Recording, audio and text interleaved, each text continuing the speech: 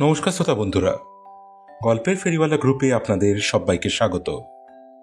আজ আপনাদের জন্য আমাদের বিশেষ নিবেদন, অভিষেক বড়ুয়ার কলমে একটি দুর্দান্ত গোয়েন্দা গল্প, অন্ধকারের মুখোশ গল্প অবলম্বনে একটি খুনির সন্ধানে। গল্প পাঠে সৌমিক, শ্রেয়ার ভূমিকায় আয়ুষী ব্যানার্জি, অভিরূপের ভূমিকায় রাজদীপ চক্রবর্তী, মুখোশধারীর ভূমিকায় মৃন্ময় মান্না, পুলিশ অফিসারের ভূমিকায় আবির অধিকারী, অরিন্দম ও অমিতাভর ভূমিকায় সুদীপ্ত সরকার, শ্রেয়ার বাবার ভূমিকায় জয় ভট্টাচার্য, আবহ সঙ্গীত Rajdeep Chakraborty, poster design RD creations. সমগ্র পর্ব পরিকল্পনা ও পরিচালনায় টিম গল্পের ফেরিওয়ালা। শুরু হচ্ছে আজকের বিশেষ নিবেদন, অভিষেক বড়ুয়ার কলমে একটি খুনির সন্ধানে। কলকাতার পার্ক স্ট্রিটের এক ব্যস্ত সন্ধ্যা। রাস্তায় আলো ঝলমলে ক্যাফে, হর্নের শব্দ আর তরুণ তরুণীদের হাসির মাঝে একটা অস্বস্তিকর নৈশব্দ ভেসে বেড়াচ্ছিল। পুলিশের সাইরেন ছিঁড়ে দিল সেই নৈশব্দ। সার্কাস এভিনিউয়ের একটা বহুতলের নিচে জমে গেছে ভিড়। ওপরের ফ্ল্যাটে এক যুবকের ঝুলন্ত দেহ উদ্ধার হয়েছে।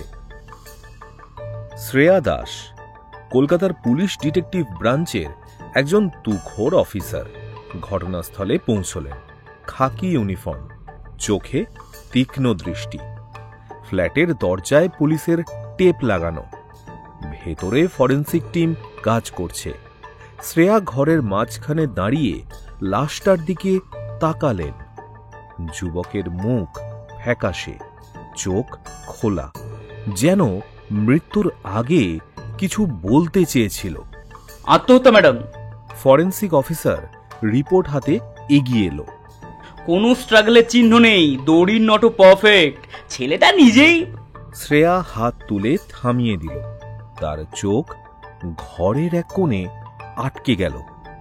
টেবিলের উপর একটা ফাঁকা কফির মগ, কিন্তু তার নিচে একটা ছোট প্লাস্টিকের মুখোশ, সাদা ফাঁকা, যেন কোনো মানুষের মুখের ছাঁচ, এবং তার পেছনে একটি কাগজ লাগানো, তবে কাগজে কিছু লেখা নেই। এটা কি? শ্রেয়া গ্লাভস পরে মুখোশটা তুলে নিল। মুখোশটার মাথায় একটা অদ্ভুত চিহ্ন খোদাই করা, একটা ত্রিভুজের মাঝে একটা বিন্দু। ম্যাম, এটা কোনো ডেকোরেশন তো হতে পারে। ডেকোরেশন? শ্রেয়ার ভ্রু কুঁচকে গেল। একটা লাশের পাশে এমন জিনিস কেউ সাধারণত রাখে না। পরের দিন পুলিশ হেডকোয়ার্টার্স। শ্রেয়ার টেবিলে ফাইলে স্তূপ। তিনি ল্যাপটপে মৃত যুবকের ডিটেলস দেখছিলেন। অর্জুন চৌধুরী, 28 বছর, সফটওয়্যার ইঞ্জিনিয়ার। কোনো ক্রিমিনাল রেকর্ড নেই। বন্ধু বান্ধবের মতে অর্জুন স্বাভাবিক জীবনযাপন করত। তবু কেন আত্মহত্যা? শ্রেয়ার মনে একটা খটকা লাগছিল। ফরেন্সিক রিপোর্ট এলো। পোস্টমর্টেমে কোনো অস্বাভাবিকতা নেই, তবে লাশের ঘাড়ে একটা ছোট্ট নীল দাগ, ইনজেকশন মার্ক হতে পারে, রিপোর্টে লেখা। শ্রেয়া চেয়ারে হেলান দিয়ে ভাবলেন, ইনজেকশন? আত্মহত্যার আগে কেউ ইনজেকশন নেয় না। তিনি ফোনটা তুলে একটা নাম্বার ডায়াল করলেন। হ্যালো অভিরূপ, শ্রেয়া বলছি, একটা কেসে তোর হেল্প লাগবে। শোভাবাজার, অভিরূপ বসুর বাড়ি। অভিরূপ বসু 32 বছরের একজন প্রাক্তন সিবিআই অফিসার, যিনি এখন ফ্রিল্যান্স ডিটেকটিভ বা যাকে বলে প্রাইভেট ডিটেকটিভ হিসেবে কাজ করেন। তার বাড়িটা পুরনো কলকাতার একটা ছবি, উঁচু সিলিং, কাঠের মেঝে আর দেওয়ালে বইয়ের তাক, টেবিলে একটা ল্যাপটপ আর তার পাশে একটা অর্ধেক খাওয়া চায়ের কাপ। অভিরূপ ও শ্রেয়া বাল্যকালের বন্ধু, একসাথে ক্লাস 12 পর্যন্ত পড়েছে। তারপর অভিরূপ ফিজিক্স অনার্স নিয়ে বিদ্যাসাগর কলেজে ভর্তি হয় আর শ্রেয়া বোটানি নিয়ে রামমোহন কলেজে। তবে তাদের বন্ধুত্বে কখনো ছেদ পড়েনি, দুজনেরই একে অপরকে ছাড়া চলে না। অভিরূপ ফোনটা কানে ধরে বলল, আরে শ্রেয়া, কতদিন পর, কি ব্যাপার? আবার কোনো খুনিটুনি ধরতে হবে নাকি?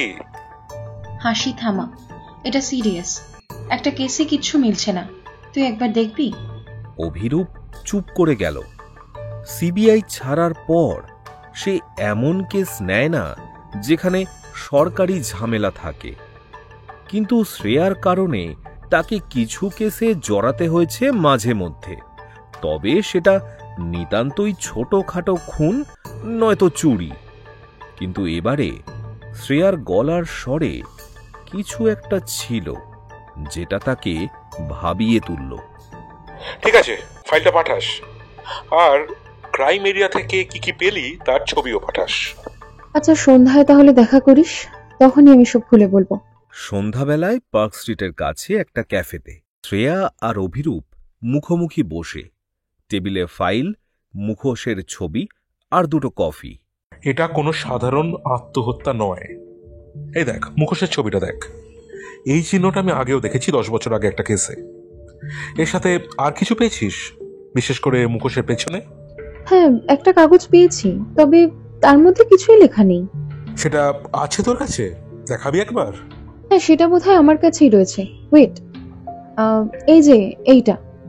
অভিরূপ পকেট থেকে লাইটার বের করে কাগজের নিচে ধরতেই একটি লেখা ফুটে উঠল, তৃতীয় পাপের শাস্তি। শ্রেয়ার চোখ বিস্ময়ে ফুটে উঠল। অভিরূপ বলল, লেবুর রস দিয়ে লেখা হয়েছে। লেবুর রসে যে কার্বন যোগগুলো থাকে না, তা তাপের সংস্পর্শে এলে কার্বন অক্সাইডে পরিণত হয়, তখন এভাবে লেখা ফুটে ওঠে। ও, এটা তো স্কুলেই পড়েছি, আমার মাথায় কেন এলো না? কিন্তু তুই তো বললি না কি কেস? অভিরূপ চুপ করে গেল। তার চোখে একটা পুরনো ক্ষতের ছায়া। সেটা পরে বলবো, আপাতত এই মুখোশটার ব্যাপারে রিসার্চ করতে হবে। শ্রেয়া কিছু বলতে গিয়েও থেমে গেল। তার মনে হলো অভিরূপ কিছু লুকোচ্ছে, কিন্তু এখন তাকে বিশ্বাস করা ছাড়া উপায় নেই।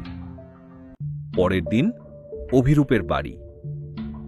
অভিরূপ তার ল্যাপটপে মুখোশের চিহ্নটা নিয়ে রিসার্চ করছিল। হঠাৎ তার ফোন বেজে উঠল। শ্রেয়ার নাম্বার। অভিরূপ, আর একটা খুন হয়েছে, একই রকম মুখোশ, চিহ্ন সব।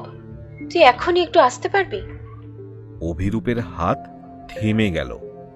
তার মনে পড়ল 10 বছর আগের সেই রাত, যখন সে প্রথম এই চিহ্ন দেখেছিল আর তার জীবন বদলে গিয়েছিল। আসছি, সে বলল, কিন্তু তার গলায় একটা অদ্ভুত ভয় মিশে গেল। কলকাতার রাত গভীর হয়েছে।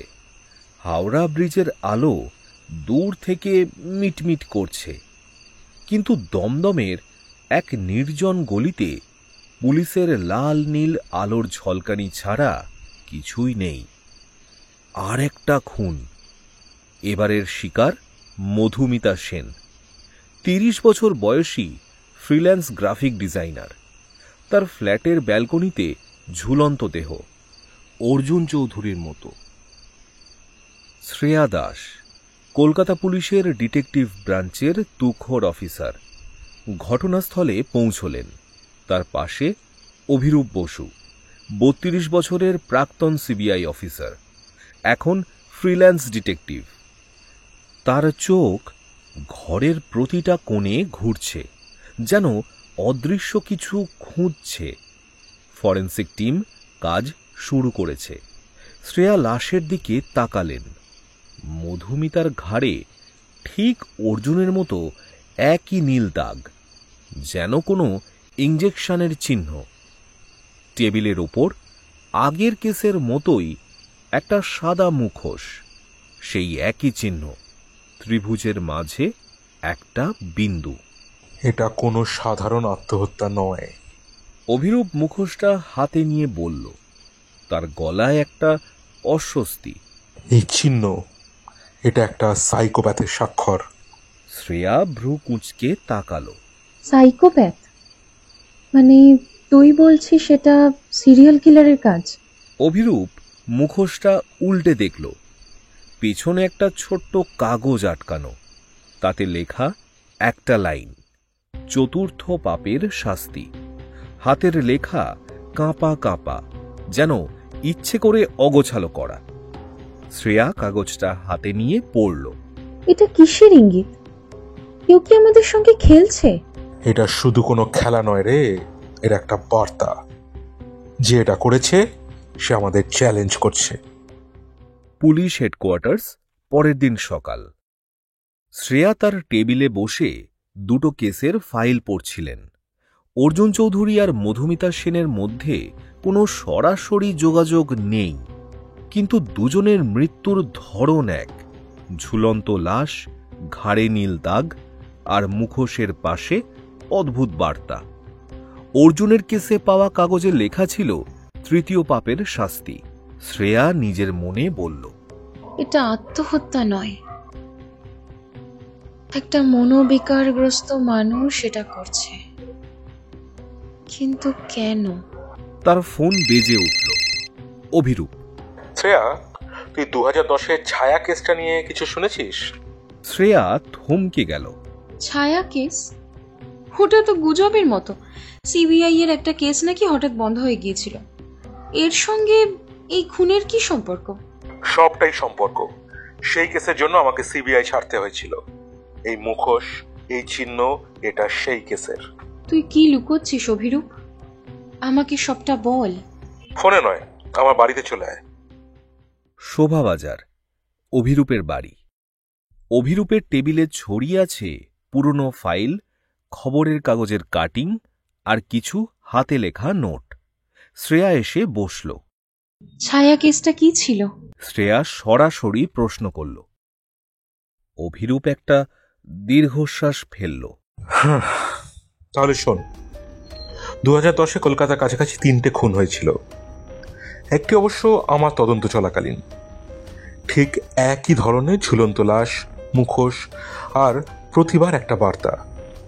আমি তখন সিবিআইতে। হাইকোর্টের নির্দেশে কেসটা পড়ে সিবিআই এর হাতে এবং তার তদন্তভার পড়ে আমার ওপরে। তদন্ত নেমে আমি বুঝতে পারি এটা কোনো সাধারণ খুনি নয়, এটা একজন সাইকোপ্যাথ যে খুনের মাধ্যমে তার অসুস্থ মনের গল্প বলছিল। কারণ প্রথম খুন ব্যারাকপুরের ওসি পারিজাত সেন এবং দ্বিতীয় এন্টালি থানার এসআই তপন চক্রবর্তী, এবং এদের পাশ থেকে পাওয়া মুখোশে লেখা ছিল প্রথম এবং দ্বিতীয় পাপের শাস্তি। কিন্তু আমি কোনো সূত্র পাচ্ছিলাম না। শেষে এক ইনফর্মারকে কাজে লাগিয়ে আমি অনেকটা এগিয়ে যাই। কিন্তু তারপর একদিন সবার চোখে ধুলো দিয়ে কেউ সেই এভিডেন্সের ফাইলগুলো আমার অফিস থেকে চুরি করে নিয়ে যায়। আমাকে এবং আমার টিমকে সাসপেন্ড করা হয় এবং বলা হয় আমাদের গাফিলতির জন্যই নাকি ফাইলটা গায়েব হয়েছে। এরপর কেসটা ওখানেই ক্লোজ করে দেওয়া হয়। আর এরপর আমি আর সিবিআই জয়েন করিনি, রিজাইন দিয়ে চলে এসেছিলাম। শ্রেয়া অবাক হয়ে তাকালো। তার মানে তুই বলছিস এই খুনগুলো সেই কেসের সঙ্গে জড়িত? সেই খুনি ফিরে এসেছে? হ্যাঁ, আর এবার সে আবার তার হত্যালীলা চালু করেছে। তবে আমার একটাই খটকা, 10 বছর ধরে সে কি করছিল আর এতদিন পরে আবার ফিরেই বা এলো কেন? আর এই দুটো খুনের সঙ্গে তার সম্পর্কটাই বা কি? সেই রাত, শ্রেয়ার ফ্ল্যাট। শ্রেয়া ঘুমোতে পারছিল না। অভিরূপের কথাগুলো তার মাথায় ঘুরছে। সে ল্যাপটপ খুলে ছায়া কেস নিয়ে খোঁজাখুঁজি শুরু করল, কিন্তু কিছুই পেল না। যেন কেউ সব প্রমাণ মুছে দিয়েছে। হঠাৎ তার ফোন বেজে উঠল। অচেনা নাম্বার। সে ধরল। শ্রেয়া দাস। গলাটা নিচু, ফিসফিসে, যেন কেউ লুকিয়ে কথা বলছে। শ্রেয়া সতর্ক হয়ে উঠল। কে? অভিরূপকে বলো এটা তার শেষ সুযোগ, নয়তো পরের মুখোশটা তার জন্য। লাইন কেটে গেল। শ্রেয়ার হাত কেঁপে উঠল। সে তড়িঘড়ি অভিরূপকে ফোন করল, কিন্তু লাইন ব্যস্ত। অভিরূপের বাড়ি, একই সময়। অভিরূপ তার টেবিলে বসে পুরনো কেসটি নিয়ে ভাবছিল। তার মনে পড়ছিল সেই রাত যখন সে খুনির কাছাকাছি পৌঁছে গিয়েছিল। হঠাৎ তার দরজায় টোকা পড়ল। এত রাতে কে? সে দরজা খুলতেই একটা কালো হুডি পরা লোক এবং মুখে সেই অদ্ভুত মুখোশ। তার দিকে একটা ছুরি তাক করল। লোকটা ফিসফিস করে বলল, সময় শেষ অভিরূপ, তুমি আমার গল্পটা শেষ করতে পারোনি, এবার আমি শেষ করব। অভিরূপ পিছিয়ে গেল। তার চোখ ঘরের কোণে ঘুরছে, কিছু একটা হাতিয়ার খুঁজছে। কে তুমি? তার গলা শান্ত, কিন্তু মনে ঝড়। লোকটা হাসল, একটা ঠান্ডা অমানুষিক হাসি। তুমি জানো অভিরূপ, তুমি জানো, তুমি আমাকে থামাতে চেয়েছিলে, পারোনি, কিন্তু এবার আমার পালা। সে ছুরি নিয়ে এগিয়ে এলো। ঠিক তখনই বাইরে গাড়ির ইঞ্জিনের শব্দ, হেডলাইটের আলো জানলা দিয়ে ঘরে পড়ল। লোকটা থমকে গেল। অভিরূপ মুহূর্তের সুযোগে টেবিলের উপর থেকে একটা ভারী বই তুলে ছুঁড়ে মারল। বইটা লোকটার কাঁধে লাগতেই সে পিছিয়ে গেল। অভিরূপ, দরজা খোল! শ্রেয়ার গলা। লোকটা দ্রুত জানলার দিকে ছুটল। অভিরূপ তাকে ধরতে গেল, কিন্তু সে ঝাঁপ দিয়ে অন্ধকারে মিশে গেল। শ্রেয়া দরজা ভেঙে ঢুকল, হাতে রিভলভার। তুই ঠিক আছিস? শ্রেয়ার চোখে উদ্বেগ। অভিরূপ হাঁপাতে হাঁপাতে মাথা নাড়ল। ও পালিয়ে গেল, কিন্তু আমাকে খুঁজে বার করেছে শ্রেয়া। পরের দিন পুলিশ হেডকোয়ার্টার্স। শ্রেয়ার টেবিলে 3টে ফাইল। অর্জুন চৌধুরী, মধুমিতা সেন, আর এখন অভিরূপের উপর হামলা। 3টে ঘটনার মাঝে একটা অদৃশ্য সুতো। শ্রেয়া ফরেন্সিক রিপোর্ট পড়ছিল। মধুমিতার ঘাড়ে পাওয়া নীল দাগে একটা টক্সিনের উপস্থিতি পাওয়া গেছে, একটা দ্রুত কার্যকর প্যারালাইজিং এজেন্ট। শ্রেয়া ভাবল, এটা কোনো প্রফেশনাল কিলারের কাজ নয়, এটা একটা সাইকোপ্যাথের খেলা। অভিরূপ ঘরে ঢুকল, কাঁধে ব্যান্ডেজ। কিছু পেলি? শ্রেয়া মাথা নাড়ল। টক্সিনের রিপোর্ট এসেছে। এটা ব্ল্যাক মার্কেটে পাওয়া যায়, কিন্তু ব্যবহার করে এমন কেউ যে এত সূক্ষ্মভাবে খুন করবে, এটাই অদ্ভুত। তুই কিছু বল, তুই কি জানিস? অভিরূপ চেয়ারে বসল। তার চোখে একটা পুরনো ভয়। 2010-এর ছায়া কেসে আমি একজনের কাছাকাছি পৌঁছে গিয়েছিলাম। আমি তাকে দেখেছিলাম শ্রেয়া, কিন্তু তার মুখে একটা মুখোশ ছিল, ঠিক এই রকম। সে টেবিলের উপর মুখোশের ছবি দেখালো। তুই বলছিস এটা সেই খুনি? জানি না রে, কিন্তু কাল আমার ওপর হামলা, তার খুনের ধরন আর এই বার্তা সব মিলে যাচ্ছে। এখন কথাই হলো যে এই খুনি কি সে যে 10 বছর আগে খুন করত, নাকি নতুন কেউ খুনগুলো করে আমাদের ডিস্ট্র্যাক্ট করতে চাইছে? অভিরূপ পকেট থেকে একটা কাগজ বের করল। এটা গতকাল রাতেও ফেলে গিয়েছে। কাগজে লেখা, 5ম পাপের শাস্তি আসতে চলেছে। শ্রেয়ার মুখ শুকিয়ে গেল। 5ম পাপ মানে আরেকটা খুন হবে? সন্ধ্যাবেলা শ্রেয়ার ফ্ল্যাট। শ্রেয়া আর অভিরূপ মুখোমুখি বসে, টেবিলে ছায়াকেসের পুরনো ফাইল, যেটা অভিরূপ গোপনে রেখেছিল। 2010-এ 3টে খুন হয়েছিল। 3জনের মধ্যে 2জনের কথা আমি আগেই বলেছি, কিন্তু প্রতিটা খুনের পেছনে একটা বার্তা ছিল, পাপের শাস্তি। আর এটা খেয়াল করেছিস শ্রেয়া, প্রথম দ্বিতীয় লিখে সে তার খুনের সিরিয়াল নাম্বার বোঝাচ্ছে। আমি তদন্তে নেমে বুঝেছিলাম খুনি কাউকে শাস্তি দিতে চায়, কিন্তু কাকে, কেন সেটা বুঝতে পারিনি। বিশেষ করে মুখোশের ওপর সেই সংকেত, ত্রিভুজের ভেতরে একটা ছোট্ট বিন্দু। শ্রেয়া ফাইলটা উল্টে দেখছিল। এখানে একটা নাম আছে, নীলাঞ্জন দে। এটা কে? অভিরূপের চোখ সরু হয়ে গেল। নীলাঞ্জন ছিল আমার ইনফর্মার। সে খুনির কাছাকাছি পৌঁছেছিল, কিন্তু তারপর তাকে মৃত পাওয়া যায়, ঠিক একইভাবে, ঝুলন্ত লাশ, মুখোশ। তুই বলছিস খুনি ফিরে এসেছে, কিন্তু কেন এখন? আর তুই কেন টার্গেট? জানি না, কিন্তু আমার একটা সন্দেহ আছে। খুনি আমাকে দিয়ে তার গল্পটা শেষ করতে চায়, কারণ তার পথে প্রত্যেকবার আমি বাধা হয়ে দাঁড়িয়েছি। রাত, কলকাতার একটা পুরনো গুদাম। অন্ধকারের মধ্যে একটা ছায়ামূর্তি দাঁড়িয়ে, তার হাতে একটা মুখোশ। সামনে একটা টেবিলে ছড়িয়ে আছে কিছু ফটো, অর্জুন, মধুমিতা আর অভিরূপ, তপন চক্রবর্তী, পারিজাত সেন। ফটোগুলোর উপর লাল কালিতে লেখা পাপী। ছায়ামূর্তিটা একটা ছবি তুলে নিল। এটা একটি মহিলার। তুমি আমাকে সেদিন বাঁচালে না, তবে তুমি চিন্তা করো না, সবাইকে তার শাস্তি পেতে হবে। এবং পাশ থেকে একটা ছবি বার করল। এটা শ্রেয়ার। তার ঠোঁটে একটা হাসি ফুটল। তুমিও এই গল্পের অংশ শ্রেয়া।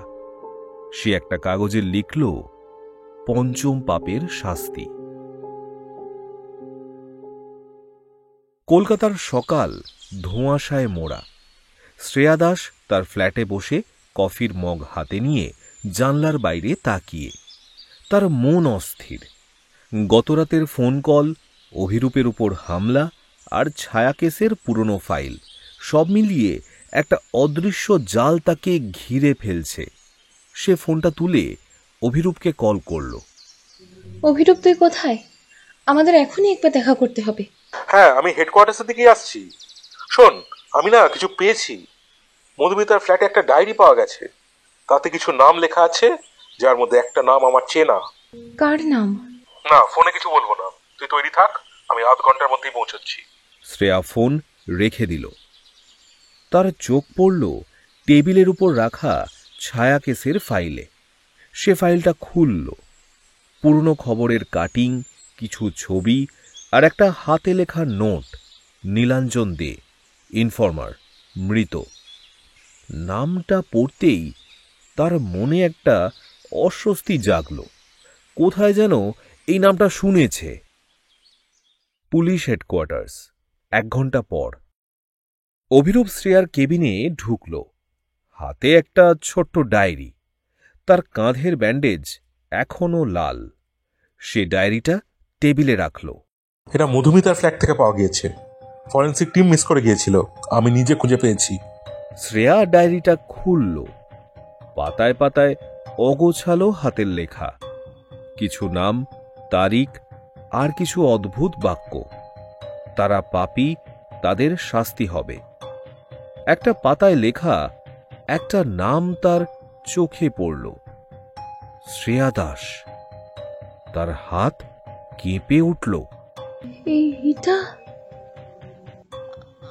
আমার নাম কেন এখানে? শুধু তুই নয় রে, আর একটা নাম আছে, প্রিয়াঙ্কা দাস। হে শ্রেয়া, তোর পিসির নামও প্রিয়াঙ্কা ছিল না? শ্রেয়ার মুখ ফ্যাকাশে হয়ে গেল। প্রিয়াঙ্কা দাস নামটা শুনে তার মনে একটা পুরনো ক্ষত ফিরে এলো। প্রিয়াঙ্কা আমার বাবার বোন ছিল, আমার মনি পিসি, কিন্তু তিনি তো অনেক বছর আগে মারা গেছেন। কিভাবে মারা গেছিলেন বলতো? আত্মহত্যা। আমার বাবাও,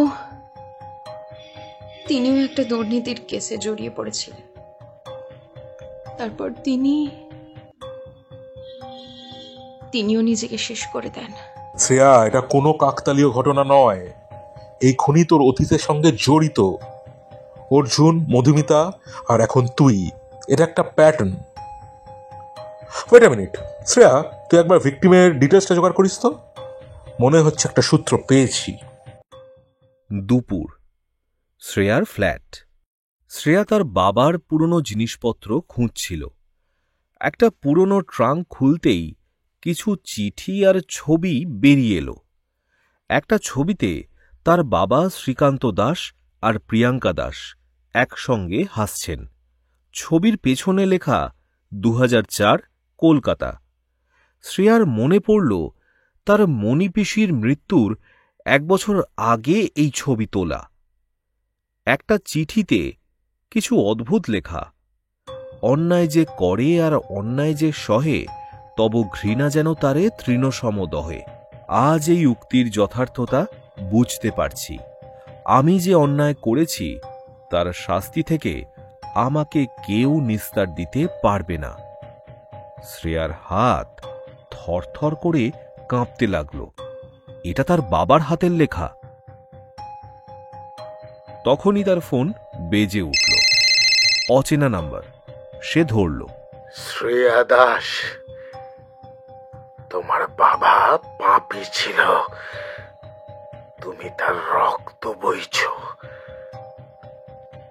তৈরি হও। লাইন কেটে গেল। শ্রেয়া ফোনটা হাতে ধরে দাঁড়িয়ে রইল। তার মনে একটা প্রশ্ন ঘুরছে, এই খুনি তার পরিবারের সঙ্গে কেন জড়িত? সন্ধ্যায় অভিরূপের বাড়ি। অভিরূপ আর শ্রেয়া টেবিলে বসে।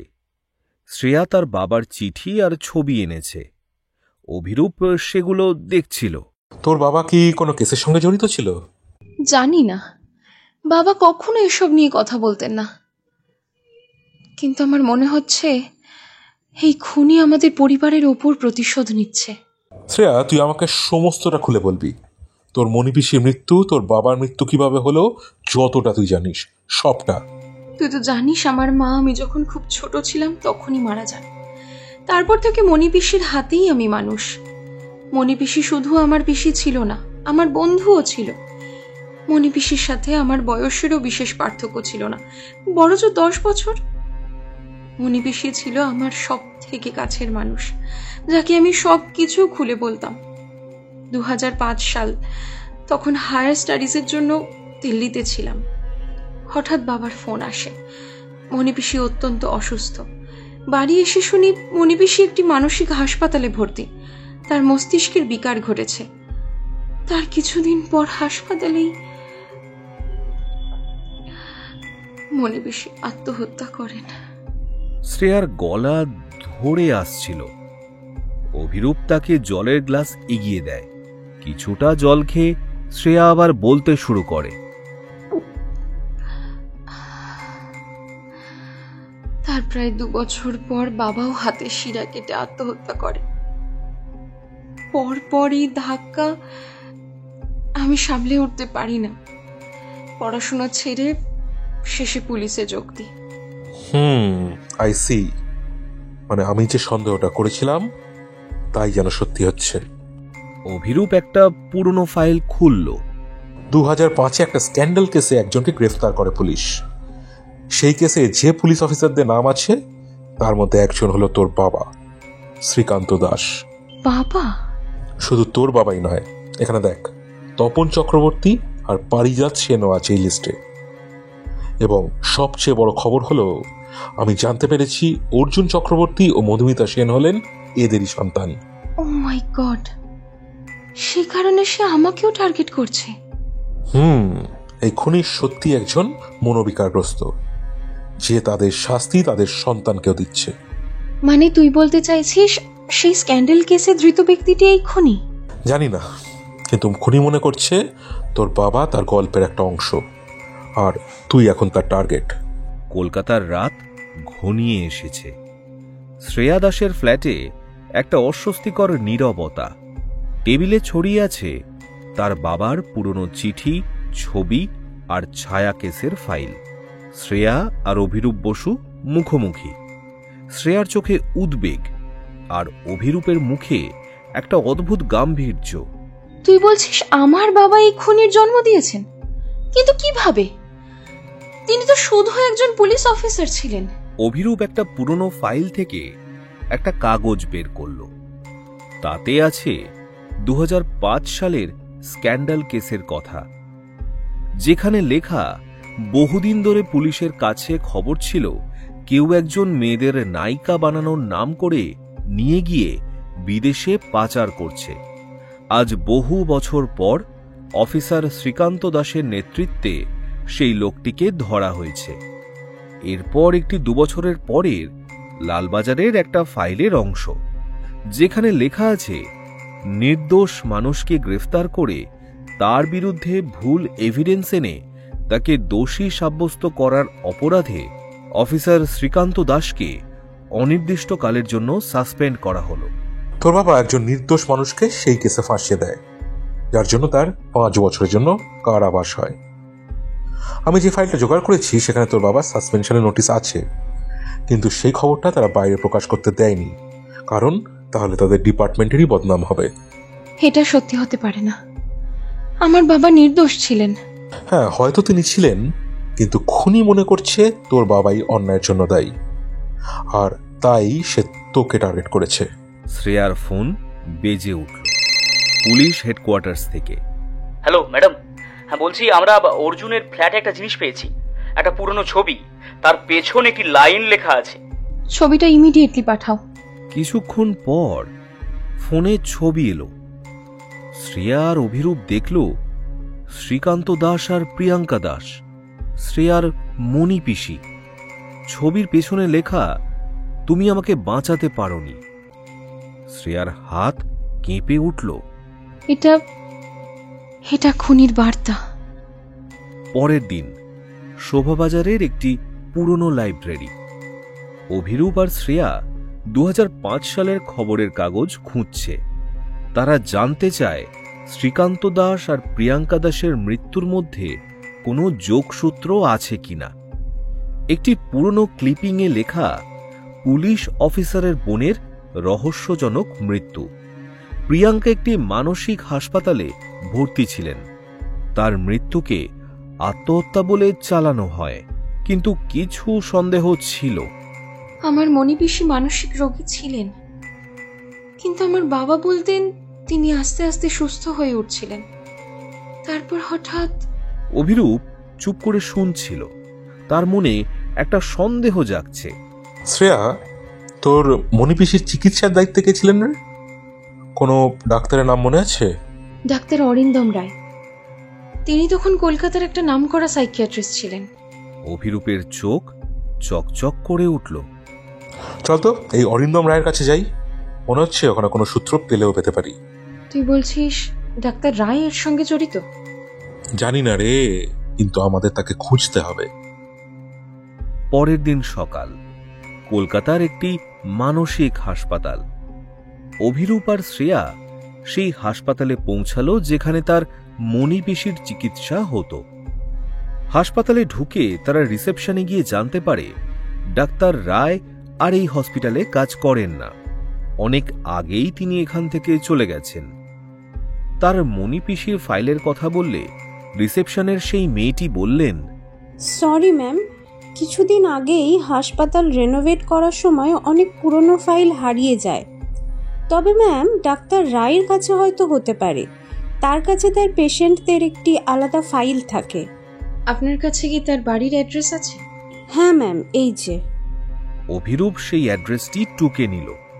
তারপর ধন্যবাদ বলে তারা দুজন বেরিয়ে আসলো। সন্ধ্যায় বেহালার কাছে একটি পরিত্যক্ত বাড়ি। তুই ঠিক বলছিস অভি? অ্যাড্রেসটা কি এই জায়গাটার? হ্যাঁ রে, দেখতে পাচ্ছিস না সামনের বোর্ডে লেখা রেজ ক্লিনিক। তবে মনে হচ্ছে অনেক আগেই ডক্টর রায় এই জায়গা ছেড়ে চলে গিয়েছেন। অভিরূপা শ্রেয়া ডাক্তার অরিন্দম রায়ের পুরনো চেম্বারে এসেছে। জায়গাটা ভাঙাচোরা, দেওয়ালে ছড়িয়ে আছে পুরনো পেশেন্ট ফাইল। তারা একটা পুরনো রেকর্ড রুমে ঢুকল। ধুলোর মধ্যে একটা ফাইল পাওয়া গেল প্রিয়াঙ্কা দাসের। তাতে লেখা, প্রিয়াঙ্কা একটা ট্রমার কথা বলতেন। আমার পাপের শাস্তি আমাকে পেতেই হবে, কেউ বাঁচাতে পারবে না আমায়। শ্রেয়া ফাইলটা পড়তে পড়তে থমকে গেল। এটা এটা তো বাবাও লিখেছিলেন নিজের একটা চিঠিতে। হঠাৎ পেছনে একটা শব্দ। অভিরূপা শ্রেয়া তাকালো। অন্ধকারে একটা ছায়া দাঁড়িয়ে, তার মুখে সেই অদ্ভুত মুখোশ। তোমরা খুব কাছে চলে এসেছো, কিন্তু এটা আমার গল্প, আর তুমি অভিরূপ এর শেষ দেখবে না। ছায়াটা একটা স্মোক গ্রেনেড ছুঁড়ে মারল। ঘর ধোঁয়ায় ভরে গেল। শ্রেয়া কাঁচতে কাঁচতে অভিরূপকে ডাকল, কিন্তু কোনো সাড়া নেই। ধোঁয়া কাটতেই দেখা গেল অভিরূপ গায়েব। টেবিলে একটা কাগজ, 6ষ্ঠ পাপের শাস্তি, অভিরূপ। শ্রেয়ার হাত থেকে ফাইলটা পড়ে গেল। তার চোখে ভয়, কিন্তু তার মধ্যে একটা জেদ জাগছে। তুই যেই হোস, কিন্তু তোকে আমি থামাবই। রাত, অজানা জায়গা। অভিরূপ চোখ খুলল। তার হাত পা বাঁধা, সামনে অন্ধকার। একটা মুখোশধারী লোক দাঁড়িয়ে, তার হাতে একটা ছুরি। স্বাগত অভিরূপ, তুমি আমার গল্পের নায়ক হতে পারতে, কিন্তু তুমি ব্যর্থ হয়েছ। এবার আমি তোমায় শেষ করব। শ্রেয়া দাস পরিত্যক্ত হাসপাতালের বাইরে দাঁড়িয়ে, তার হাতে অভিরূপের ফেলে যাওয়া ফোন আর টেবিলে পাওয়া কাগজ। 6ষ্ঠ পাপের শাস্তি, অভিরূপ। তার চোখে ভয় নেই, শুধু জেদ। অভিরূপকে বাঁচাতে হবে, কিন্তু কোথায়? খুনি কোনো সূত্র রেখেছে? শ্রেয়ার হঠাৎ চোখ পড়ে তার ঘড়ির উপর, যা আপাত দৃষ্টিতে দেখলে মনে হয় একটি সাধারণ ঘড়ি, কিন্তু সেটি একটি ট্র্যাকার। তার মনে পড়ে অভিরূপকেও সে একটি কেসের সময় ওই ঘড়িটি গিফট করে, যা অভিরূপ আজকেও পড়েছিল। আশেপাশে খুঁজেও সে সেই ঘড়ির সন্ধান পায় না। তার মানে সেটা এখনো অভিরূপের কাছে। শ্রেয়া নিজের টিমকে ফোন করে ট্র্যাক করতে বলে। কিছুক্ষণ পর ফোন আসে। ম্যাম, এটি তো বাগবাজারের কাছে একটা মানসিক হাসপাতালের কাছে দেখাচ্ছে। আচ্ছা দাঁড়ান, আমি আপনাকে অ্যাড্রেসটা সেন্ড করছি। 17/3 বাগবাজার গলি, পুরনো মানসিক হাসপাতাল। আমি আসছি অভি, আমি থাকতে তোর কোনো ক্ষতি হতে দেব না। শ্রেয়া নিজের মনে বলল। সে পুলিশ হেডকোয়ার্টার্সে ফোন করল। এসিপি স্যার, আমার ব্যাকআপ লাগবে বাগবাজারে, এখনই। বাগবাজার, পুরনো মানসিক হাসপাতাল। অভিরূপের হাত পা বাঁধা, তার মাথা ঝিমঝিম করছে। সামনে মুখোশধারী লোকটা দাঁড়িয়ে, তার হাতে ছুরি। দেওয়ালে ঝোলানো কিছু ছবি, শ্রীকান্ত দাস, প্রিয়াঙ্কা দাস, অর্জুন, মধুমিতা, তপন এবং পারিজাত। তাদের সবার ছবিতে ক্রস করা, সাথে শ্রেয়া এবং তার নিজের ছবি, যার উপর লেখা 5ম ও 6ষ্ঠ পাপী। তবে এর সাথে আরেকটি ছবি আছে, যা অভিরূপ চিনতে পারে না। তবে অভিরূপকে অবাক করে একটি ছবি, যা প্রিয়াঙ্কা দাসের। সেটি একেবারে এই ছবিগুলোর থেকে আলাদা ফ্রেমে বাঁধানো এবং গলায় মালা। নিয়মিত যত্ন করা হয় ছবিটাকে। তুই কে? অভিরূপের গলা দুর্বল, কিন্তু চোখে চ্যালেঞ্জ। কেন করছিস এসব? তুমি আমাকে চিনতে পারোনি অভিরূপ, আমি তোমার সেই পুরনো শত্রু। 2010-এ তুমি আমাকে ধরতে পারোনি, তুমি আমাকে ভুলে গেছো, কিন্তু আমি তো ভুলিনি। সে মুখোশটা খুলল। অভিরূপের চোখ বিস্ফারিত। এ কি নীলাঞ্জন? তুমি তুমি বেঁচে আছো? কিন্তু কিভাবে? আমি আমি নিজে তোমাকে শনাক্ত করেছিলাম। নীলাঞ্জন দে, অভিরূপের পুরনো ইনফর্মার, যাকে সে মৃত ভেবেছিল। হঠাৎ অভিরূপের মাথায় একটি অতীতের ঘটনা মনে পড়ে। তারা নীলাঞ্জনের বডি শনাক্ত করেছিল তার ডান হাতের অনামিকার আংটি দেখে, কারণ তার মুখ ছিল বিকৃত অবস্থায়। কেউ যেন মৃত্যুর পর তার মুখ ভারী কিছু দিয়ে থেতলে দিয়েছে। অভিরূপের সন্দেহ হলেও খুনের প্যাটার্ন একই রকম দেখে সেই সময় সেই ধারণাটিকে বিশেষ পাত্তা দেয়নি। কিন্তু আজ সেই ঘটনার অর্থ বুঝতে পারল অভিরূপ। ইস, যদি সেদিনই বুঝতে পারতাম তাহলে এই নরপিশাচটাকে আগেই শেষ করে দিতাম, তাহলে এতগুলো নির্দোষ মানুষকে মরতে হতো না। মনে মনে বলল অভিরূপ। মৃত্যু আমাকে ছুঁতে পারেনি। তোমরা সবাই আমাকে শাস্তি দিয়েছ। শ্রীকান্ত, তুমি আমার জীবন নষ্ট করে দিয়েছ। এখন এখন আমি তোমাদের শাস্তি দেব। অর্জুন, মধুমিতা, তারা কি করেছিল? নীলাঞ্জনের চোখ জ্বলে উঠল। অর্জুন, মধুমিতা, তারা তো সেই পাপীদের রক্ত বহন করছে। তারাও তো পাপী, তাই না? তাই তাদেরও শেষ করে দিয়েছি। তোমাকে মারার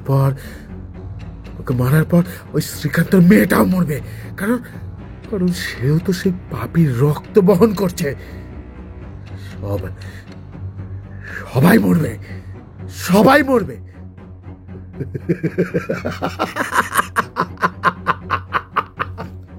বাইরে হাসপাতালের কাছে শ্রেয়া একা এসেছে। পুলিশ ব্যাকআপ এখনো পৌঁছায়নি। তার হাতে রিভলভার। সে ভাঙা দরজা দিয়ে ঢুকল। ভেতরে অন্ধকার, দূরে একটা ম্লান আলো। সে এগিয়ে গেল। একটা ঘরের দরজায় পৌঁছে সে শুনল অভিরূপের গলা। থামো নীলাঞ্জন, এটা কোনো সমাধান নয়। শ্রেয়া দরজা ঠেলে ঢুকল।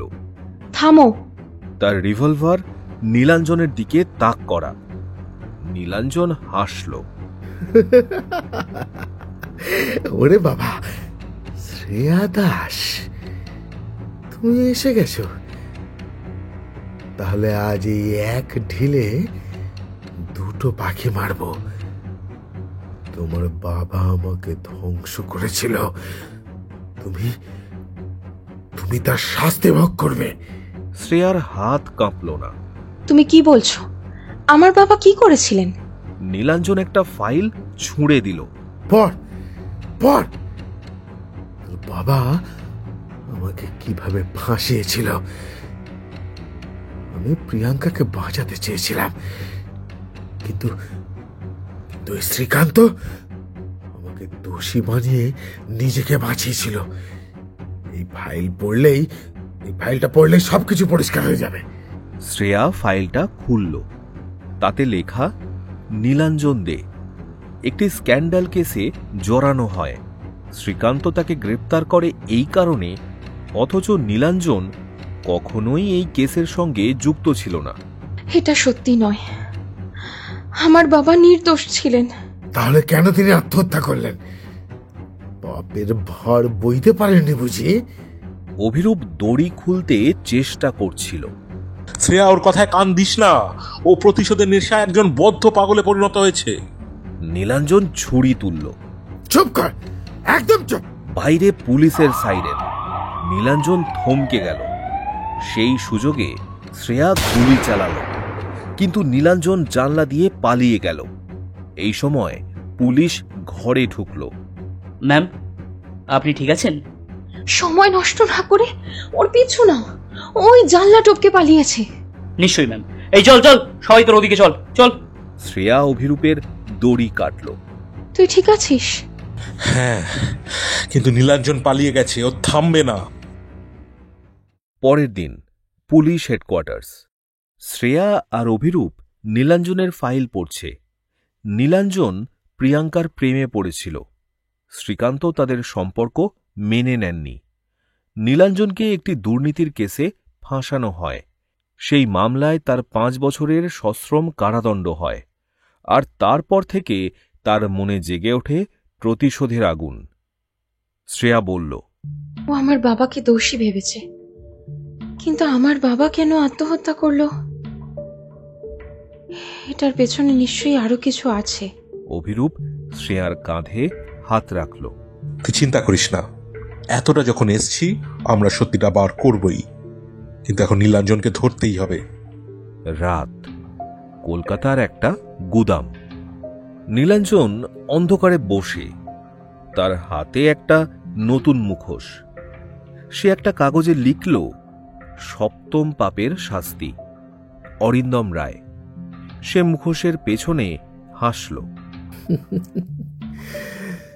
শ্রেয়া, তুমি বেঁচে গেছো, কিন্তু গল্প এখনো শেষ হয়নি। শ্রেয়া আর অভিরূপ পুলিশ হেডকোয়ার্টার্সে বসে। টেবিলে ছড়িয়ে আছে নীলাঞ্জনের ফাইল, প্রিয়াঙ্কার রেকর্ড আর শ্রীকান্ত দাসের পুরনো কেসের নোট।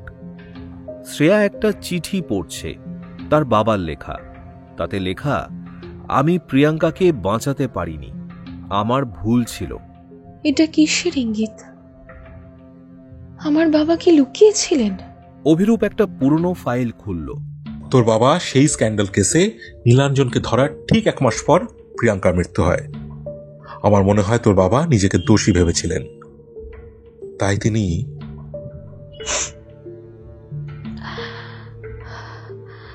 আমি এটা মানতে পারছি না, কিন্তু নীলাঞ্জন কেন এখন ফিরে এসেছে? শ্রেয়া চোখ মুছল। অভিরূপের ফোন বেজে উঠল। অভিরূপ ফোন রিসিভ করে বলল, হ্যাঁ ইউসুফ, বলো। ইউসুফ হলো অভিরূপের বর্তমান ইনফর্মার। স্যার, আমরা নীলাঞ্জনের একটা পুরনো ঠিকানা পেয়েছি, বাগবাজারের কাছে একটা গুদাম। নীলাঞ্জন ওর ভেতরেই আছে স্যার, আমার লোক তাকে নিজের চোখে দেখেছে। ও গ্রেট। আচ্ছা শোনো, ওখানে লোক বসাও, কিছুতেই ওকে চোখের আড়াল হতে দেবে না। আমি আসছি। ঠিক আছে বস। চল শ্রেয়া। অভিরূপ উঠে দাঁড়ালো। এবার ওকে থামাতে হবে। রাত, বাগবাজারের গুদাম। শ্রেয়া আর অভিরূপ খুব সন্তর্পণে গুদামে ঢুকল। অন্ধকারে ভাঙা দেওয়াল আর পুরনো আলোর মধ্যে একটা ছায়া দাঁড়িয়ে, নীলাঞ্জন। তার হাতে একটা ছুরি আর একটা মুখোশ। ও, তোমরা এসে গেছো? পেছনে না ঘুরেই বলল নীলাঞ্জন। আমি জানতাম তোমরা আসবে। এই না হলো আসল গোয়েন্দা। তবে আমাকে আজও তোমরা ধরতে পারবে না। এবার অরিন্দম রায়কে শাস্তি দেবার সময় এসেছে। শ্রেয়া তার রিভলভার তাক করল। নীলাঞ্জন, এটা শেষ করো, তুমি আর পালাতে পারবে না। অরিন্দম রায় আমাকে ধ্বংস করেছিল, তার পাপের শাস্তি যে তাকে পেতেই হবে। সে প্রিয়াঙ্কাকে ভুল ওষুধ দিয়েছিল, আর তার জন্যই তো ও মারা যায়। অভিরূপ এগিয়ে এলো। নীলাঞ্জন, তুমি ভুল করছো। তারা যদি কোনো অন্যায় করে থাকে তাহলে তাদের শাস্তি দেওয়ার জন্য আইন আছে। কেন তুমি তা নিজের হাতে তুলে নিচ্ছ? আর প্রিয়াঙ্কার মৃত্যু ছিল নেহাতি একটা আত্মহত্যা। আত্মহত্যা? তোমরা সবাই মিথ্যা বলছো। আমি সবাইকে শাস্তি দেব। নীলাঞ্জন চিৎকার করে উঠল। সে একটা স্মোক গ্রেনেড ছুঁড়ে মারল। ঘর ধোঁয়ায় ভরে গেল। শ্রেয়া লক্ষ্যহীন গুলি চালাল, কিন্তু যখন ধোঁয়া কিছুটা পরিষ্কার হয়েছে তখন তারা দেখে নীলাঞ্জন উধাও। শিট, আবার পালিয়ে গেল। অভিরূপ একটি ঘুষি চালালো দেওয়ালে। পরের দিন শ্রেয়ার ফ্ল্যাট। শ্রেয়া আর অভিরূপ বসে। শ্রেয়া একটা পুরনো ফাইল পড়ছে, ডাক্তার অরিন্দম রায়ের রেকর্ড। তাতে এমন কিছু লেখা নেই যা দিয়ে প্রমাণ করা যায় যে অরিন্দম অপরাধী। নীলাঞ্জন মনে করে এটা একটা ষড়যন্ত্র ছিল। ওর মনের ভারসাম্য হারিয়ে গিয়েছে। আমাদের ওকে ধরতে হবে, কিন্তু অরিন্দম রায় কোথায়? অভিরূপ একটা ঠিকানা দেখালো। এটা ইউসুফ পাঠিয়েছে, ওকে খোঁজ নিতে বলেছিলাম। অরিন্দম এখন একটা ছোট্ট ক্লিনিক চালায়, আমাদের ওখানে যেতে হবে, চ। কলকাতার সন্ধ্যা। শ্রেয়া দাস আর অভিরূপ বসু একটা পুরনো ট্যাক্সিতে করে যাচ্ছে দক্ষিণ কলকাতার একটা ছোট ক্লিনিকের দিকে। ডাক্তার অরিন্দম রায়ের ঠিকানাটা তাদের হাতে। শ্রেয়ার মনে একটা অস্থিরতা, নীলাঞ্জন দে কি তাদের আগেই পৌঁছে গেছে? অভিরূপের চোখ রাস্তায়, কিন্তু তার মন ঘুরছে 2010-এর ছায়া কেসের স্মৃতিতে। অরিন্দম রায় যদি সত্যিই প্রিয়াঙ্কার মৃত্যুর জন্য দায়ী হয়, তাহলে নীলাঞ্জনের প্রতিশোধ বোঝা যায়। কিন্তু আমার বাবা কেন নিজেকে শেষ করলেন? এর পেছনে কি আরো কিছু আছে? আমার মনে হয় তোর বাবা কিছু জানতেন। হয়তো তিনি নীলাঞ্জনকে বাঁচাতে চেয়েছিলেন, কিন্তু কেউ তাকে ফাঁসিয়ে দিয়েছিল। আমাদের অরিন্দমের কাছ থেকে সত্যিটা জানতে হবে। ট্যাক্সি ক্লিনিকের সামনে থামল। জায়গাটা নির্জন, একটা ছোট দোতলা বাড়ি, সাইনবোর্ডে লেখা রায় ক্লিনিক। শ্রেয়া আর অভিরূপ রিভলভার হাতে নিয়ে ভেতরে ঢুকল। ক্লিনিকের ভিতর অন্ধকার হল ঘর, রিসেপশন ফাঁকা। শ্রেয়া ফিসফিস করে বলল, পরিস্থিতি তো স্বাভাবিক মনে হচ্ছে না।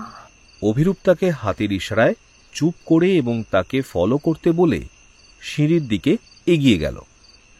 এখন তাদের দুজনের হাতেই রিভলভার। দোতলায় একটা ম্লান আলো জ্বলছে। তারা সন্তর্পণে উঠল। একটা গোঙানির শব্দ আসছে যেন। সেই শব্দকে অনুসরণ করার পর তারা দেখতে পায় একটা ঘরের দরজা খোলা। ভেতরে ডাক্তার অরিন্দম রায় চেয়ারে বসে, মাথা ঝুঁকে পড়েছে। তার পাশে একটা টেবিলে একটা সাদা মুখোশ। শ্রেয়া দৌড়ে গিয়ে অরিন্দমকে ধাক্কা দিতে শুরু করে। অরিন্দম বাবু, অরিন্দম বাবু, আপনি আপনি ঠিক আছেন? বহু কষ্টে তিনি চোখ খুললেন এবং বহু কষ্টে কয়েকটি শব্দ উচ্চারণ করলেন। শ্রীকান্ত দাস আমাকে চাপ দিয়েছিলেন। আমি প্রিয়াঙ্কাকে ভুল ওষুধ দিতে চাইনি, কিন্তু উনি আমাকে ব্ল্যাকমেল করেছিলেন। এই বলেই তিনি লুটিয়ে পড়লেন। শ্রেয়া তার নাড়ি চেক করে। অভিরূপ, ইনি মারা গেছেন। অভিরূপ এরপর পাশে থাকা মুখোশটা তুলে নিল। পেছনে লেখা সপ্তম পাপের শাস্তি। তার ঘাড়ে একটা নীল দাগ, ঠিক আগের খুনগুলোর মতো। নীলাঞ্জন এখানে ছিল, অরিন্দম নির্দোষ ছিলেন। তাহলে তোর মণিপিসিকে কে মেরেছিল? হঠাৎ পেছনে একটা শব্দ। শ্রেয়া আর অভিরূপ তাকালো। নীলাঞ্জন দাঁড়িয়ে, হাতে একটা ছুরি, তার চোখে পাগলামি। তোমরা সত্যিটা জানতে চাও? সত্যিটা হলো শ্রীকান্ত আর অরিন্দম আমাকে ধ্বংস করেছিল, কিন্তু তার পিছনে আর একজন ছিল, একজন যে এই সব কিছুর পরিকল্পনা করেছিল। কে? শ্রেয়া রিভলভার তাক করল। তোমার বাবার বস, প্রাক্তন পুলিশ কমিশনার অমিতাভ সেন। তিনি প্রিয়াঙ্কার মৃত্যু চেয়েছিলেন, তিনি আমাকে ফাঁসিয়েছিলেন। অমিতাভ সেন? কিন্তু কেন? কারণ প্রিয়াঙ্কা তার দুর্নীতির বিষয়ে জানতো। সে শ্রীকান্তকে হুমকি দিয়েছিল, তাই অমিতাভ শ্রীকান্তকে কাজে লাগিয়ে প্রিয়াঙ্কাকে রাস্তা থেকে সরিয়ে দিয়েছিল। শ্রেয়ার হাত কেঁপে উঠল। তুমি মিথ্যে বলছো। পড়ো, সত্যিটা ওখানেই আছে। নীলাঞ্জন একটা ফাইল ছুঁড়ে দিল। শ্রেয়া ফাইলটা খুলল। তাতে কিছু ব্যাংক স্টেটমেন্ট আর চিঠি। অমিতাভ সেনের নামে শ্রীকান্ত দাসকে দেওয়া নির্দেশ। প্রিয়াঙ্কাকে সরিয়ে ফেলো, ও অনেক কিছু জেনে ফেলেছে। শ্রেয়ার চোখে জল।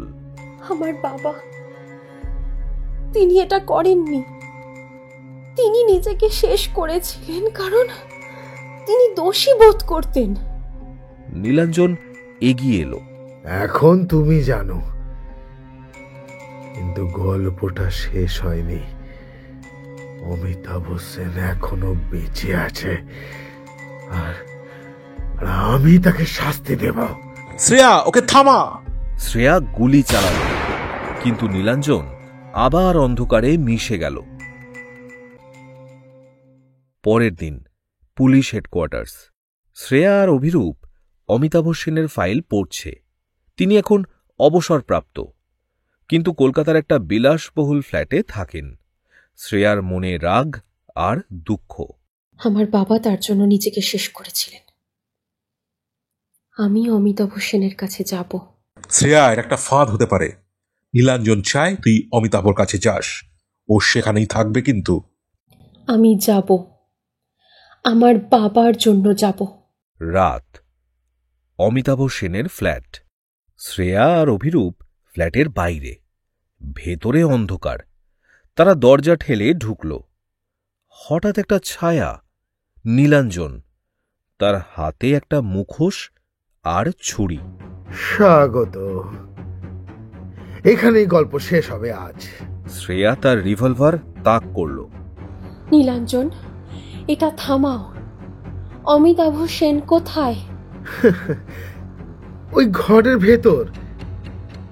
কিন্তু তুমি তার কাছে পৌঁছানোর আগেই আমি তাকে শাস্তি দেব। সে একটা পর্দার দিকে ইঙ্গিত করল। পর্দার পেছনে একটা চেয়ারে বাঁধা অবস্থায় অমিতাভ সেন, প্রাক্তন পুলিশ কমিশনার। তার মুখে কাপড় গোঁজা, চোখে ভয়। অভিরূপ সতর্ক হয়ে এগিয়ে গেল। নীলাঞ্জন, তুমি ভুল করছো। অমিতাভকে আইনের হাতে ছাড়ো। আইন? আইন আমাকে ফাঁসিয়েছিল। অমিতাভ প্রিয়াঙ্কাকে মেরেছিল আর আমাকে দোষী বানিয়েছিল। শ্রীকান্ত, তোমার বাবা তার পুতুল ছিল। চুপ করো। আমার বাবা নির্দোষ ছিলেন, তিনি তোমাকে বাঁচাতে চেয়েছিলেন। নীলাঞ্জন একটা ফাইল ছুঁড়ে দিল। এটা পর। তোর বাবা অমিতাভর নির্দেশ মেনেছিলেন আর তারা একসঙ্গে প্রিয়াঙ্কার মৃত্যু ঢাকতে চেয়েছিলেন। শ্রেয়া ফাইলটা হাতে নিল। তাতে অমিতাভ সেনের সই করা একটা চিঠি। শ্রীকান্ত, প্রিয়াঙ্কার মৃত্যু আত্মহত্যা বলে চালিয়ে দাও, কেউ যেন বুঝতে না পারে। শ্রেয়ার চোখে জল। তার বাবা কি সত্যি এই ষড়যন্ত্রের অংশ ছিলেন? না না না, তুমি মিথ্যে বলছো।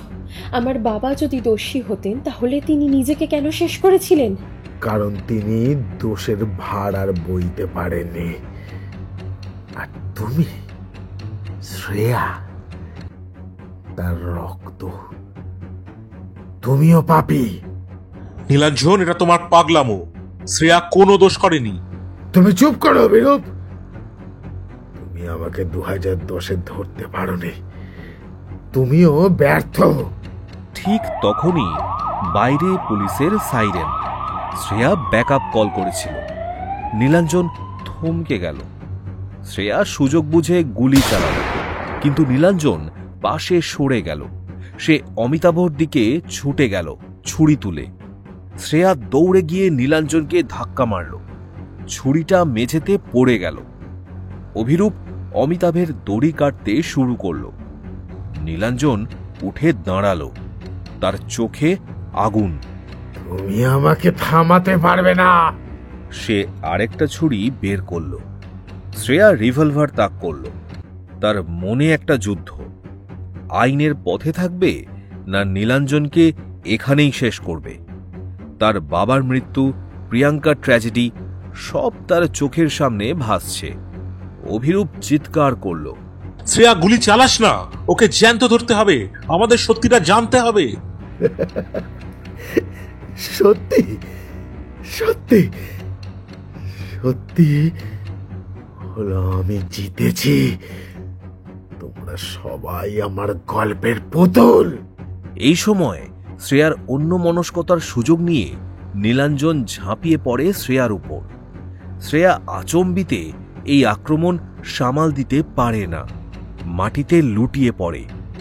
তার উপর এখন সেই মনোবিকারগ্রস্ত খুনি, যার চোখ এখন খুন করার নেশায় উন্মত্ত হয়ে রয়েছে এবং তার হাতের ছুরির ফলাটি চকচক করছে এবং সেটি আস্তে আস্তে নেমে আসছে তার বুকের উপর। নীলাঞ্জন, ওকে ছেড়ে দাও, না হলে কিন্তু আমি গুলি চালাবো। অভিরূপ তার দিকে বন্দুক তাক করে, কিন্তু নীলাঞ্জন এখন কোনো কথায় কান দিতে প্রস্তুত নয়। সে এখন তার খুন করার নেশায় উন্মত্ত হয়ে রয়েছে। অভিরূপ কোনো উপায় না দেখে গুলি চালায় তার হাত লক্ষ্য করে, কিন্তু সেই সময় তার শরীর সামনে আসায় গুলিটি গিয়ে বিঁধে যায় তার বুকে এবং তৎক্ষণাৎ সে লুটিয়ে পড়ে মাটিতে। এবার শ্রেয়া সম্বিতে ফেরে। সে আতঙ্কে চোখ বন্ধ করে ফেলেছিল। সে ভেবেই নিয়েছিল সে বোধহয় বাঁচবে না, তার মৃত্যু হবে সেই নরপিশাচের হাতে। কিন্তু যখন সে চোখ খুলে দেখে নীলাঞ্জন একদিকে লুটিয়ে পড়েছে এবং অভিরূপের হাতে বন্দুক তাক করা, তখন তার বুঝতে অসুবিধা হয় না অভিরূপ তাকে বাঁচাতে গুলি করেছে। পুলিশ ঘরে ঢুকল।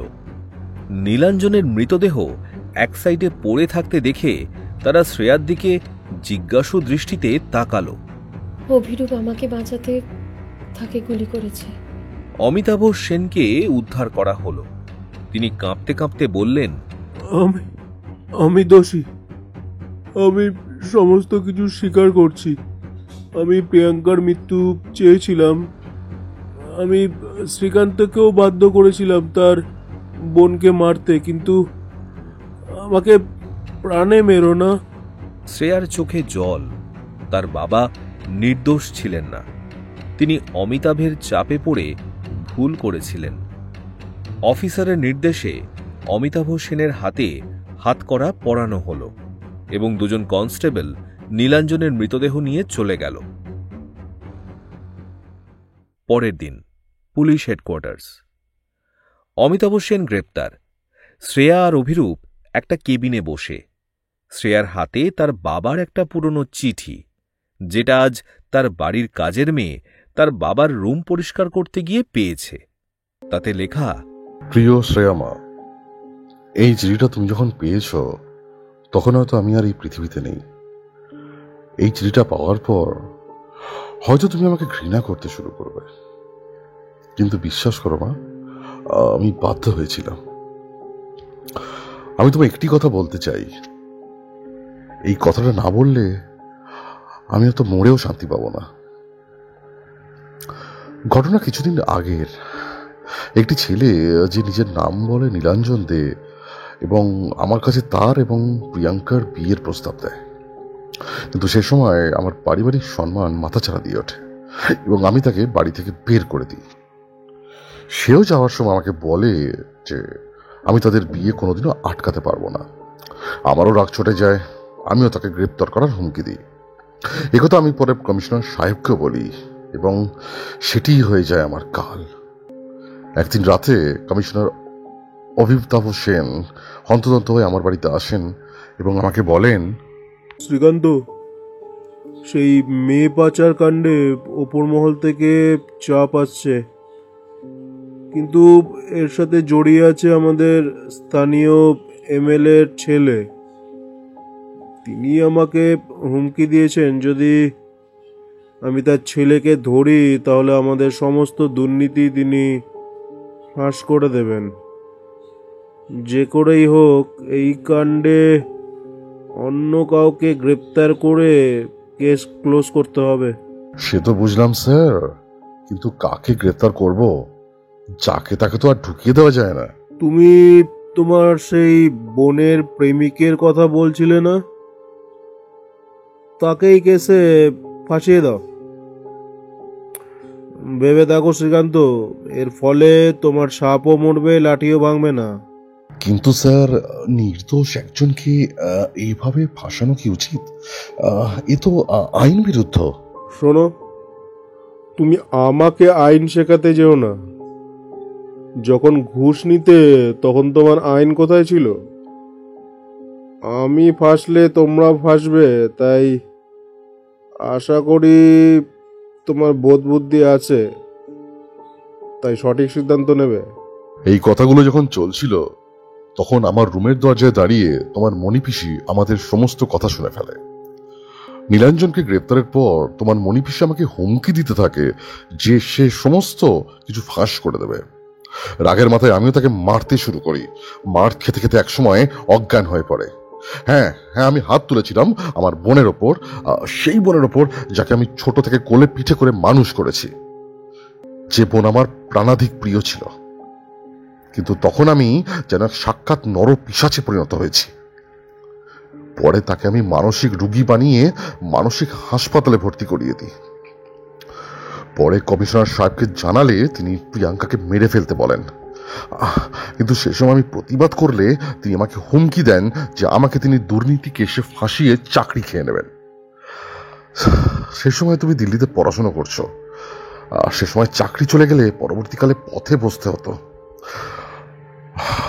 অগত্যা আমি তার প্রস্তাবে রাজি হয়ে ডাক্তার অরিন্দমকে ব্ল্যাকমেল করে প্রিয়াঙ্কাকে খুন করাতে বাধ্য হই।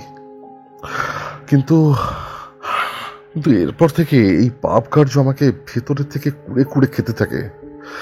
অবশেষে আমি কমিশনের বিরুদ্ধে প্রতিবাদ করে উঠি। এরপর তিনি আমাকে ষড়যন্ত্র করে দুর্নীতি কেসে ফাঁসিয়ে আমার চাকরি খেয়ে নেন। এটা হওয়ারই ছিল। অন্যের ক্ষতি করে কি করে সুখী হতে পারি? এ পাপের শাস্তি আমার পেতেই হবে। পারলে আমায় ক্ষমা করে দিও মা। আমি কিছুই করতে পারলাম না তোমার জন্য। ভালো থেকো। ইতি, তোমার অভাগা বাবা। শ্রেয়ার চোখে জল। তোর বাবা নিজেকে ক্ষমা করতে পারেননি, কিন্তু তুই তার ভুলের শাস্তি ভোগ করিসনি। তুই সত্যিটা বের করেছিস। কিন্তু এই সত্যি আমাকে ভেঙে দিয়েছে। আমি কি করে এগোবো? অভিরূপ তার হাত ধরল। আমরা একসঙ্গে এগোবো। এই অন্ধকার যখন আমরা পেরিয়েছি, তখন আলোর পথেই যাব।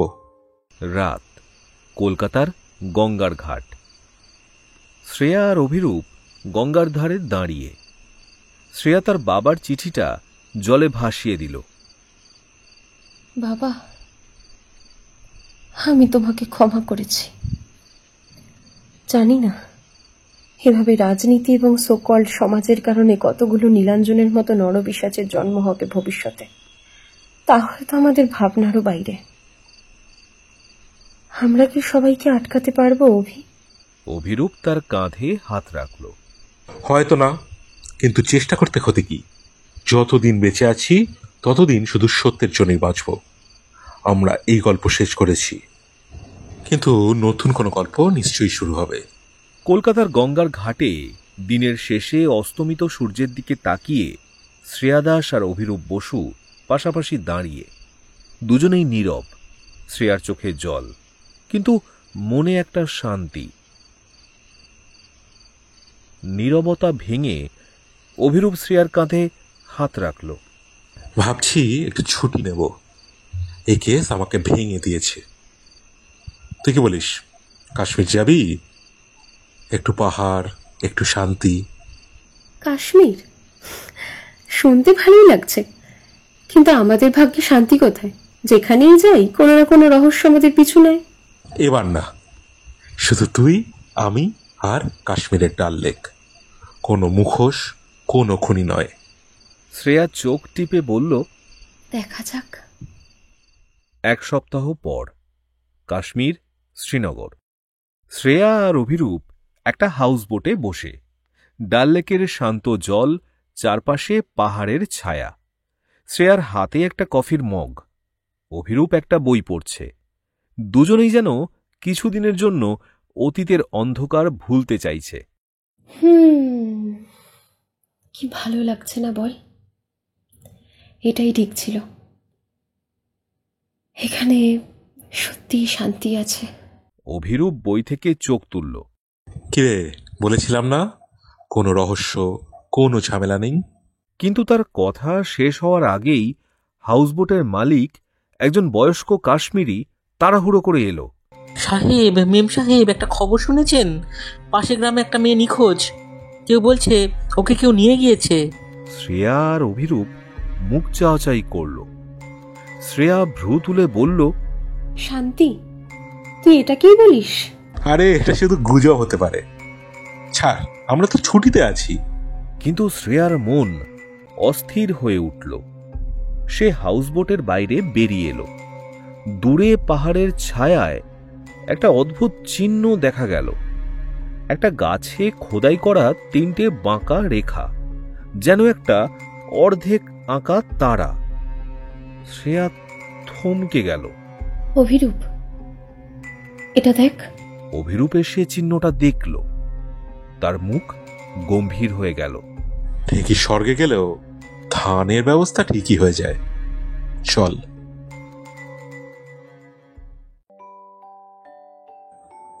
শুনছিলেন অভিষেক বড়ুয়ার কলমে একটি খুনির সন্ধানে। কেমন লাগলো আজকে গল্পটি? যদি ভালো লেগে থাকে অতি অবশ্যই ভিডিওটিকে লাইক করুন, ভিডিওটি শেয়ার করুন, যাতে আরও বেশি সংখ্যক লোকের কাছে আমরা পৌঁছতে পারি। আর আপনাদের মতামত দয়া করে কমেন্ট সেকশনে লিখে আমাদেরকে জানান। আর নতুন শ্রোতা বন্ধুরা দয়া করে চ্যানেলটিকে সাবস্ক্রাইব করে আমাদের পাশে থাকুন। দেখা হবে আগামী সপ্তাহে আরও একটি দুর্দান্ত গল্পের সাথে। আজ গল্প পাঠে ছিল সৌমিক, আয়ুষী, মৃন্ময়, আবির, সুদীপ্ত, জয় ভট্টাচার্য ও আমি রাজদীপ। ফিরব আগামী সপ্তাহে। ততদিন সবাই ভালো থাকবেন, সুস্থ থাকবেন, আর অবসর সময় অতি অবশ্যই শুনতে থাকবেন গল্পের ফেরিওয়ালা গ্রুপের নানান অডিও স্টোরিজ। ধন্যবাদ।